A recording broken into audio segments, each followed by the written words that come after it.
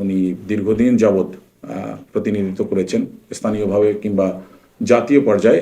আমরা এখনো আশাবাদী, মাঠ সূচকে আমরা তুলনামূলকভাবে আমরা এগিয়ে আছি। যদি সঠিকভাবে মূল্যায়ন করা হয় তাহলে আমরা আশাবাদী, আমরা দলীয় মনোনয়ন প্রত্যাশী। আর যদি তা না হয়, জনগণের যদি দাবি থাকে, তাহলে আমি স্বতন্ত্র হিসাবে অংশগ্রহণ করব, যেটি অপশন বি। বিসমিল্লাহির রহমানির রহিম। প্রিন্ট এবং ইলেকট্রনিক মিডিয়া থেকে আগত সম্মানিত সাংবাদিকবৃন্দ, আসসালামু আলাইকুম। আপনারা সবাই অবগত আছেন, আমার পিতা মরহুম আমজাদ হোসেন সরকার ভজে দীর্ঘদিন স্থানীয় এবং জাতীয়ভাবে প্রতিনিধিত্ব করেছেন এই অত্র এলাকার। তিনি দীর্ঘদিন যাবৎ সৈয়দপুর পৌরসভার মেয়র ছিলেন। 2001 থেকে 2006 পর্যন্ত সংসদ সদস্যর দায়িত্ব পালন করেছেন। আমি তারই সন্তান। আমার নাম মোহাম্মদ রিয়াদ আরফান সরকার, ডাকনাম রানা, সাবেক উপজেলা চেয়ারম্যান, সৈয়দপুর নীলফামারী। আমার শিক্ষাগত ব্যাকগ্রাউন্ডটা আমি একটু বলে নিতে চাই।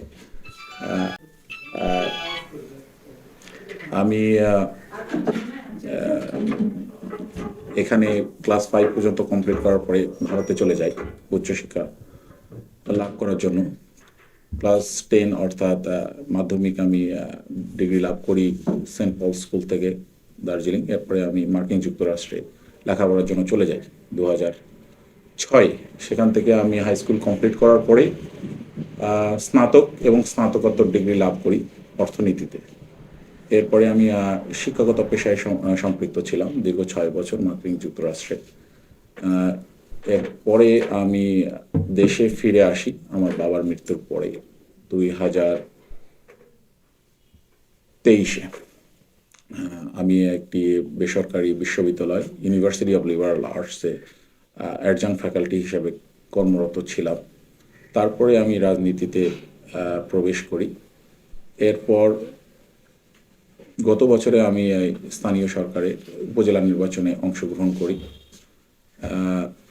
যে ভালোবাসা আপামর জনসাধারণ এই উপজেলাতে আমাকে দেখিয়েছে, তারই আদলে আগামী ত্রয়োদশ নির্বাচন, যেটি অনুষ্ঠিত হতে যাচ্ছে আগামী ফেব্রুয়ারিতে 2026, সেখানে আমি অংশগ্রহণ করতে চাই।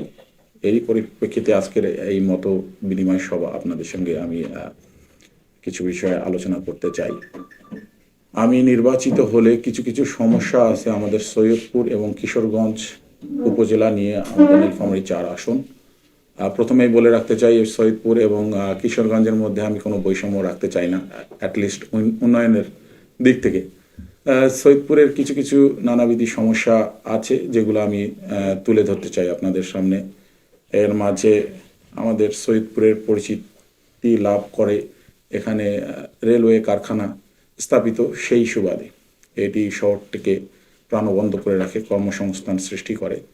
সেই রেলওয়ে কারখানা আজকে বহু কারণে অনেক অগ্রগতির যাত্রা থেকে বিচ্ছিন্ন হয়ে আছেন।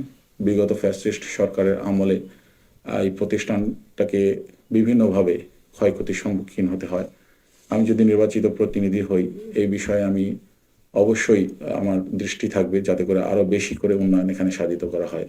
আপনারা জানেন উত্তরবঙ্গের প্রবেশদ্বার হচ্ছে সৈয়দপুর।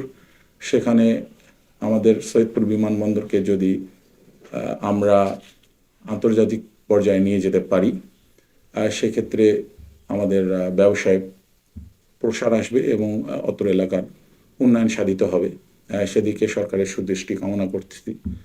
একজন সংসদ সদস্য হিসাবে মেইন কাজটি হচ্ছে আমাদের আইন প্রণয়ন করা এবং সরকারের বিভিন্ন প্রতিষ্ঠানকে জবাবদিহিতার কাঠগড়ায় দাঁড় করানো। কিন্তু বাংলাদেশের প্রেক্ষাপটে বিভিন্ন উন্নয়নমুখর কর্মকাণ্ডের সাথে সংসদ সদস্যরা সম্পৃক্ত থাকে। তারই আদলে আরও কয়েকটি বিষয়ে আমি লক্ষ্যপাত করতে চাই। আমাদের সৈয়দপুরে বিশেষ করে যে ক্যাম্পগুলো এখানে স্থাপিত হয়েছে, খুবই মানবেতর জীবনযাপন তারা করে। এটি একটি রাজনীতির কেন্দ্রবিন্দু হতে পারে না। This is not about politics, it is about people. এই দিকে আমি সরকারের দৃষ্টি আকর্ষণ করব অবশ্যই, আমি যদি নির্বাচিত হতে চাই, যাতে করে সরকার এখানে বিশেষভাবে দৃষ্টি দিয়ে তাদের জীবনযাত্রার মান উন্নয়ন করার জন্য একটি পদক্ষেপ গ্রহণ করে। এরপরেও রাস্তাঘাট, ব্রিজ, কালভার্ট এই সমস্ত অবকাঠামো উন্নয়নে আমার দৃষ্টি সবসময় থাকবে, এবং যে শিক্ষা প্রতিষ্ঠানগুলো এখনো এমপিওভুক্ত করা হয়নি কিংবা আরও বেশিভাবে সম্প্রসারণ করা যায় সেদিকে আমার সুদৃষ্টি থাকবে। একইভাবে আমি কিশোরগঞ্জের কথা যদি বলা, বিশেষ করে শিল্পায়ন ঘটেনি যা আমাদের সৈয়দপুরে ঘটেছে, কিভাবে নতুন প্রযুক্তির সদ্ব্যবহার করে উৎপাদন বৃদ্ধি করা যায়, বাজার প্রক্রিয়াজাত করে কিভাবে আরও বেশি খাদ্য গুদাম স্থাপিত করা যায় কিংবা আপনার হিমাগার স্থাপিত করা যায়, যাতে করে বাজার প্রক্রিয়াজাতের মাধ্যমে মুক্তবাজার অর্থনীতিতেও একটি চাহিদা এবং সরবরাহের সম্পৃক্ততা যেন থাকে, সেদিকে আমি নজর দেওয়ার চেষ্টা করব। একই ক্ষেত্রে স্বাস্থ্যসেবার মান উন্নত করার জন্য আপনারা অবগত আছেন যে 3টি ইউনিয়ন সংযুক্ত হয়েছে, যা আগে অন্তর্ভুক্ত ছিল না এই নির্বাচনী আসরে। সেক্ষেত্রে আমাদের স্বাস্থ্যসেবার মান, একটা 50 শয্যা বিশিষ্ট একটা হসপিটাল আছেন ওখানে, ওটাকে আরও বেশি আমাদের প্রযুক্তি দিক দিয়ে হোক, আরও বেশি লোকবল নিয়োগ করে যাতে করে স্বাস্থ্যসেবাটা জনসাধারণের কাছে পৌঁছে যায়, সেদিকে আমার নজর অবশ্যই থাকবে।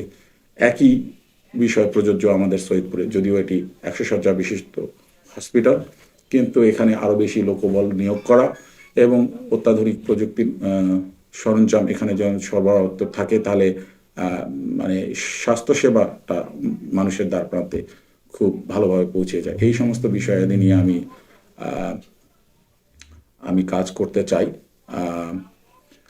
আপনারা জানেন, আমরা এই নতুন প্রজন্মের যারা আছি, যারা এই আমরা রাজনীতিতে অনুপ্রবেশ করেছি, তারা জবাবদিহিতা এবং স্বচ্ছতার ভিত্তিতে আমরা আমাদের সামনের বাংলাদেশকে বিনির্মাণ করতে চাই এবং সবাইকে উন্নয়নের সাথে সব জনগোষ্ঠীকে এক কাতারে নিয়ে সামনের দিকে অগ্রসর হতে চাই। এই বিষয় নিয়ে আপনারা যারা সাংবাদিকবৃন্দ, যারা গণমাধ্যমের কর্মী, যারা সোচ্চার আছেন মাঠে, আপনাদের সকলের সহযোগিতা আমি কামনা করছি। সকলকে ধন্যবাদ।